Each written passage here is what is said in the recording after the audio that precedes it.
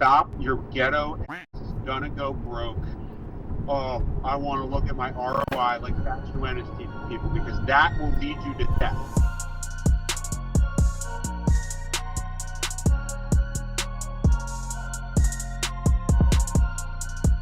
AMG 2020, wow.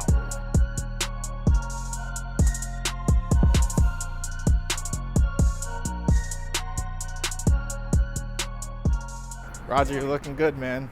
I like it. Good, how are you? Good. There you go.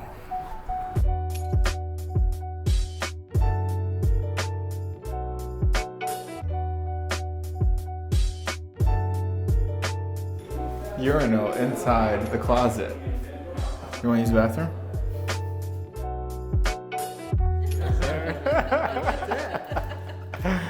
Thank you very much. Good luck with everything, guys. Yeah, tap in when Welcome. Yeah, absolutely. Bob.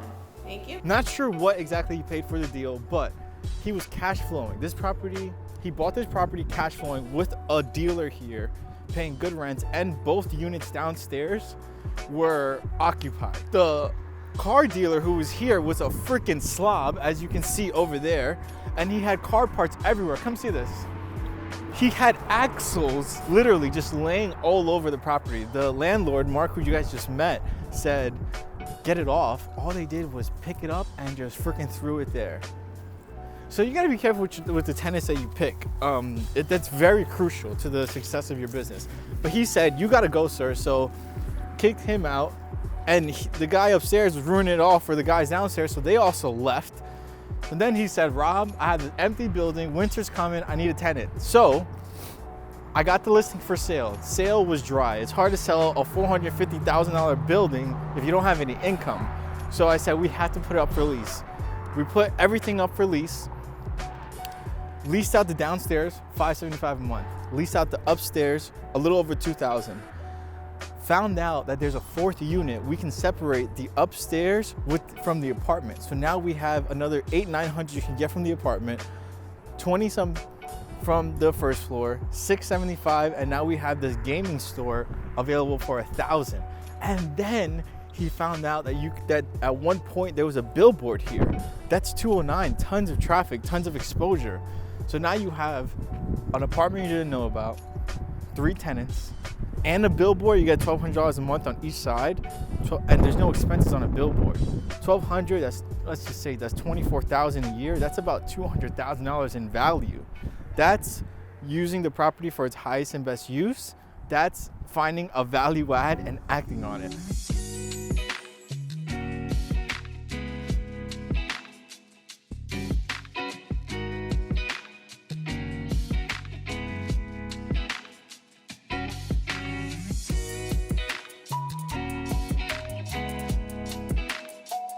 All right, guys. So I hope you guys, took something away from that. And we closed there. That's a small little lease space, closed on a 3-year lease. Getting that property to cash flow, and then we'll sell it. That's the way to go. We have 1 space left. Billboard goes up. That property's gone. My man Anthony Burnaby's calling me, so this is gonna be a great phone call. My Planet Fitness deal. That's a $2 million lease. I spoke to the franchisee, the rep, their real estate rep.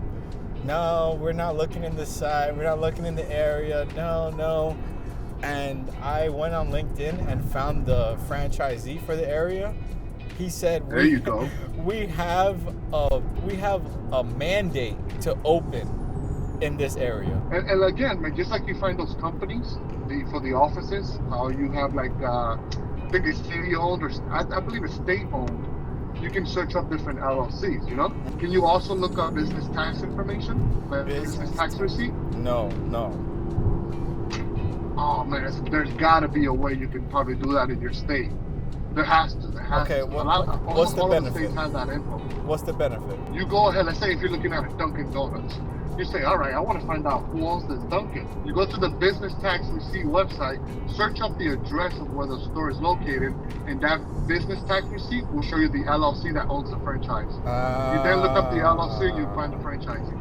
Yeah, brother, do it, man. Do it. And then build a list up for that office space, dude. look at the workforce in the area, what's very prevalent in terms of workforce and industry that people are in or working in. Okay. Find a company and sell them on it, so your employees are right here in your backyard. All right, man. Thank you. I needed this, seriously. Nah, brother. Anytime, man. You have any more questions or anything, bro?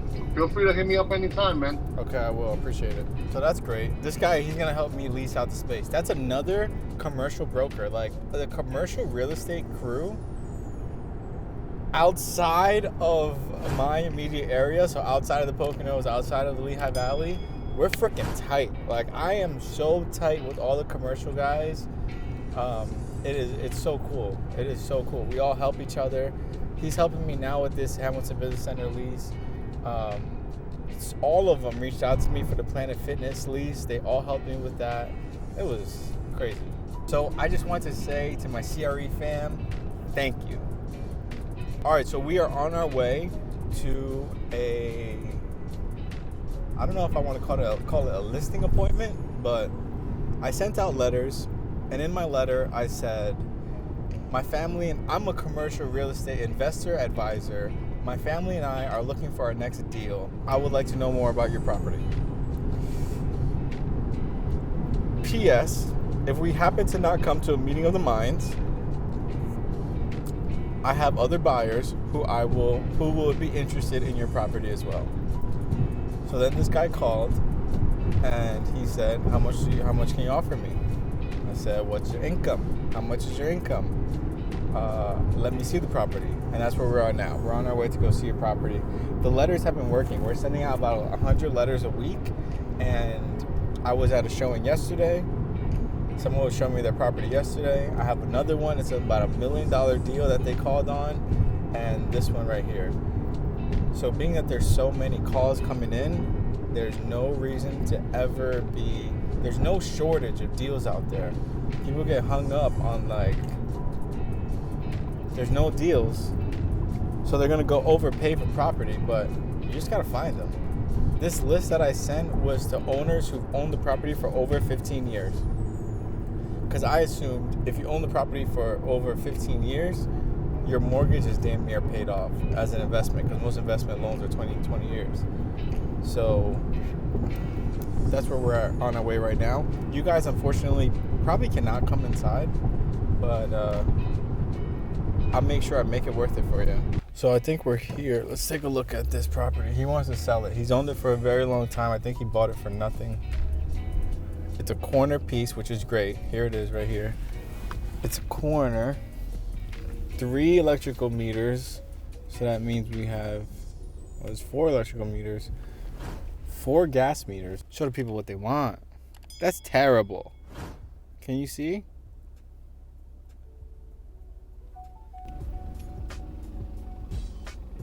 What the hell? I've had a little switch.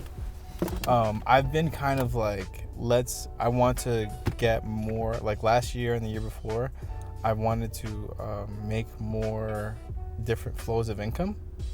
So, I don't know. I was just looking at different ways to make different flows of income within the industry. Now, this year, I am just 100% focused on passive income. All I want is passive income. I don't want to wake up and have to go to work anymore. So my goal is to generate as much passive income as possible. And I have tons of people who are saying, Rob, let's invest. Rob, let's buy some deals. Like, they're just like throwing money at me. So it's like, I have the opportunity in front of my hands. I have the knowledge. So now it's time for opportunity to meet preparation.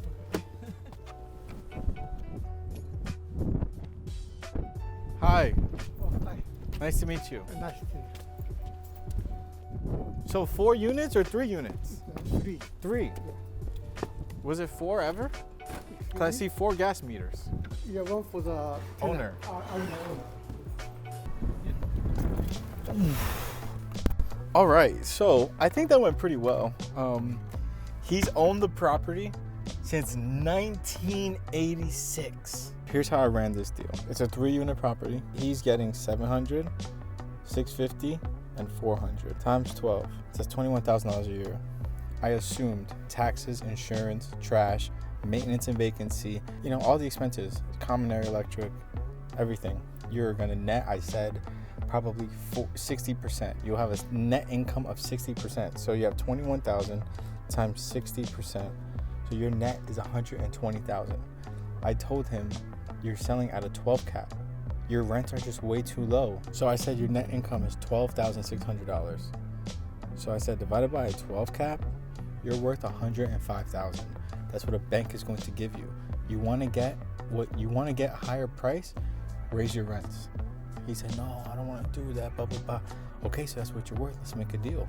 Will you hold on to financing? He said, no, I just want to be cashed out. Okay, what you want? He said, I told him, here's the price. I don't just make this stuff up. It doesn't just like, you know, come out of the blue like most people you talk to. I have facts on how I come up with your price. And he said, I was thinking more about 150,000.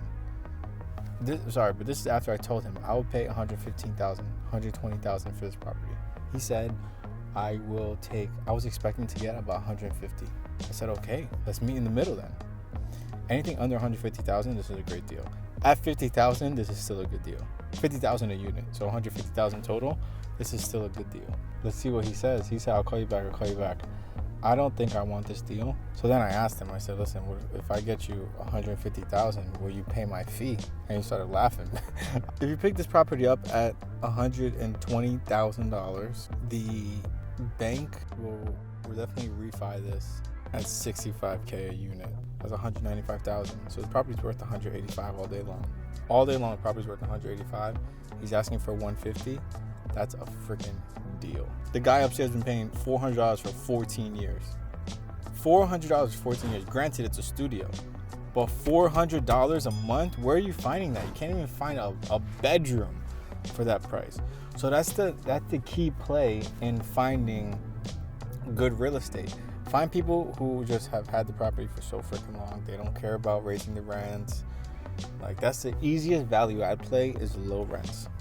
So 2,200 times 12 times 60%, you're looking at 15,000. At a 10 cap, you just raise the property income by like 30 grand. You raise the property by like $30,000 in value. That came from one of my letters. This is the result.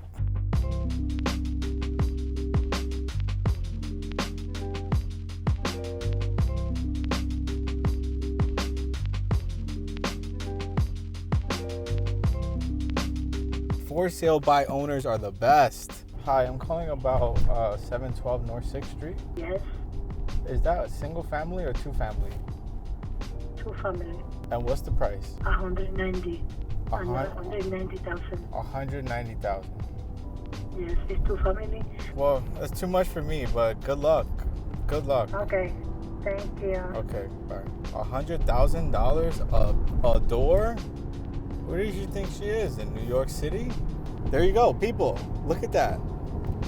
You see a for sale by owner sign, you call it, and that lady just gave me all the information.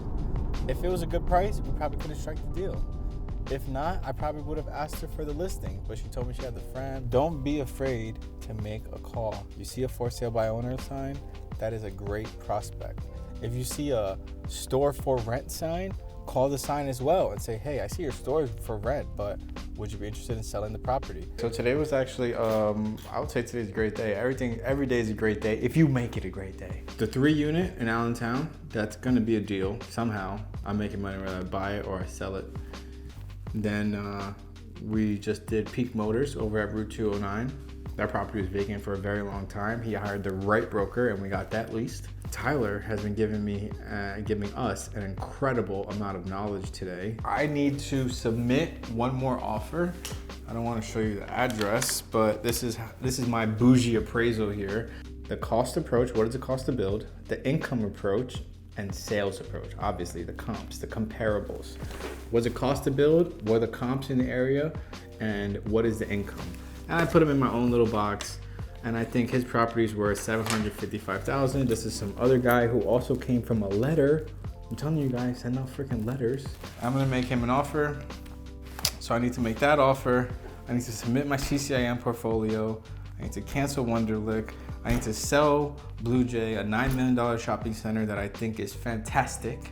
So I need to make a few presentations and I need to figure out my deal, my personal deal for tomorrow. I got nothing else for you guys. That's it, that's the end of the vlog.